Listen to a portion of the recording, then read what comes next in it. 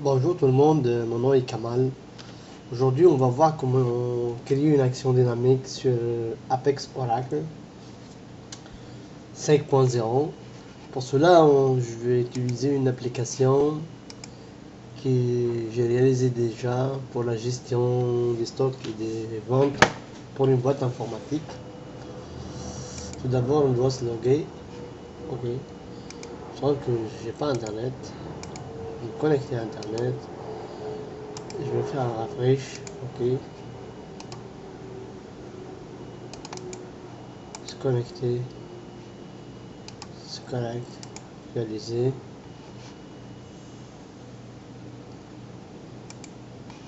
Ok. Ça c'est mon workspace, ça c'est mon adresse email, ça c'est je vais utiliser mon mot de passe. Ok, je vais me connecter à l'onglet Apex. Et puis ici je vais accéder à mon application. Je vais exécuter. Je vais essayer un petit peu de vous présenter l'application. Vous avez ici le module client pour le saisir, pour voir les détails des clients. Ici c'est pour les ventes, pour faire des ventes, pour voir le détail des ventes. Ici, on a pour mettre à jour le stock, c'est-à-dire une fois le produit créé ici, on peut le mettre à jour dans ce module. Et ici, on a fournisseur, on peut voir la liste des fournisseurs, les détails, et on peut saisir même nos fournisseurs. On a des pages spéciales. J'ai utilisé Form with Report lors de la création des pages. Ces pages, grosso modo, sont des pages qui sont basées sur des tables de base de données. Plutôt, les items sont tous basés grosso modo. Ici, j'ai la maintenance. Je peux créer pour voir les différentes maintenances effectuées durant la journée ou durant une période. Ici, je peux faire la facturation pour mes clients. Ici, je peux gérer mes dépenses dans la boutique. Soit, par exemple, si on voit ici, type de dépenses, soit salaire pour l'employé, frais de location locale, frais d'électricité, frais internet, avec les divers frais qu'on peut avoir comme dépenses. Aujourd'hui, on va s'intéresser pour le module produit, c'est-à-dire mon objectif de faire une validation sur le champ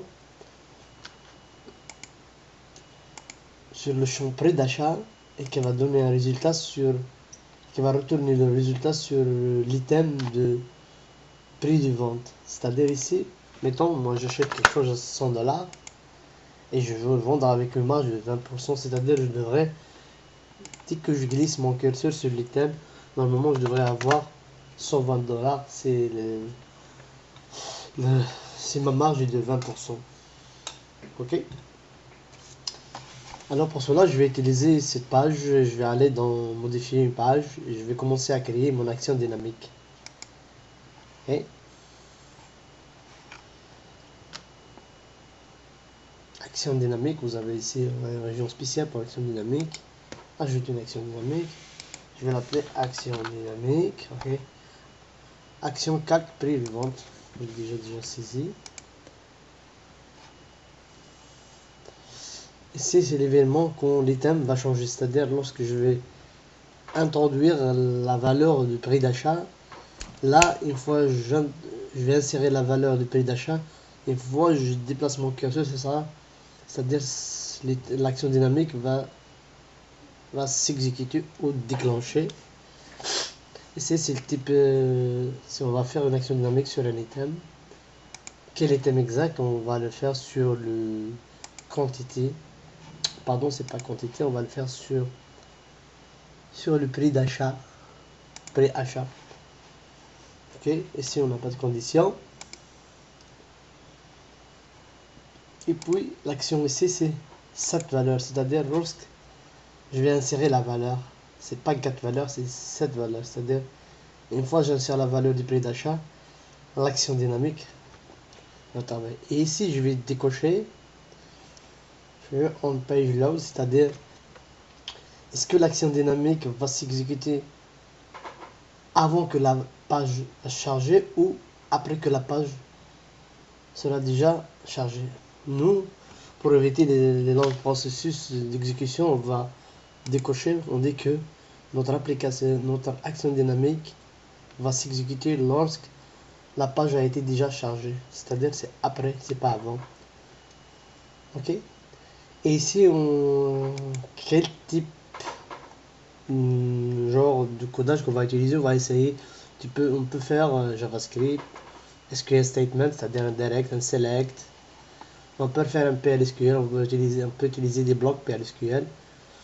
Mais nous, on veut retourner quelque chose sur l'item prix de vente, si vous voyez ici.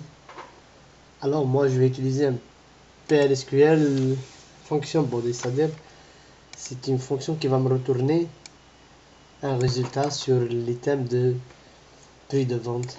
Pour cela, on va commencer à écrire le code. Begin. Oh, excusez-moi.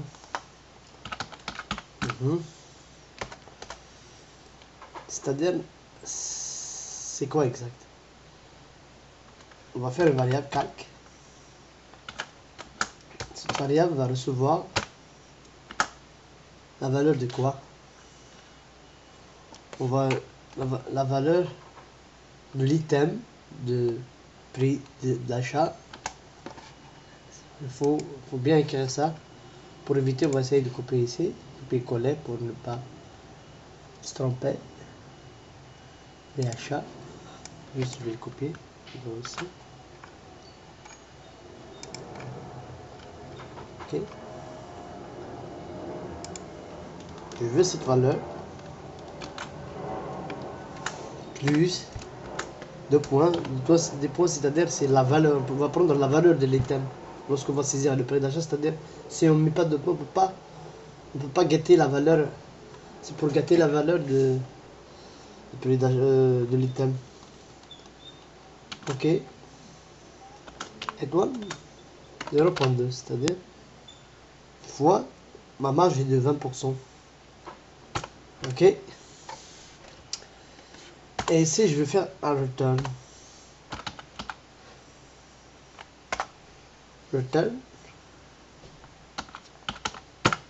C'est-à-dire, je vais retourner quoi? Je vais retourner mon calque. Je vais faire un... Ok. Mais ici, pour faire un bloc PLSQL, s'il y a une variable à déclarer, on doit faire déclare. On va déclarer notre variable calque. Number. On va affecter la valeur 0 pour gagner les cases mémoire. C'est bien de faire ça pour ne pas réserver des cases mémoire inutiles. Number, ok, c'est correct. Alors si on voit ça, c'est la déclare, parce qu'on doit utiliser déclare pour déclarer notre variable. Ici, c'est une affectation. Ici, c'est la valeur, plus la valeur. Et je préfère qu'on va faire des parenthèses pour éviter la priorité des opérations dans l'informatique. Et puis, on va commencer par les parenthèses. Après, qu'est-ce qu'il y a derrière, en dehors des parenthèses, pour qu'on peut avoir un calcul exact. Et ici, on va retourner ici, c'est-à-dire page item to submit. Quels sont les items qui vont être exécutés pour cette action dynamique? Automatiquement, on a le période d'achat et puis virgule plus le prix de vente. Oups. C'est virgule. Ici, on touche rien. Et il y a une erreur, on va voir. Number calc. Il y a une erreur dans notre code.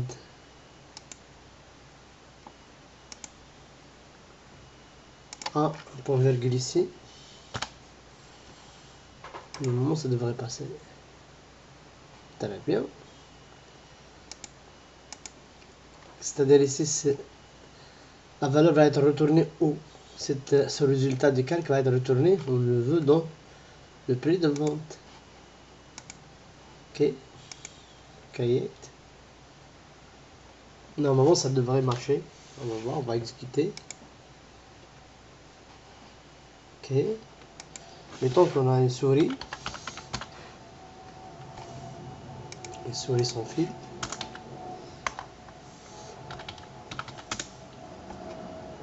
La date, c'est par défaut. C'est la date du jour. Mettons, c'est notre fournisseur, c'est le bureau en grand.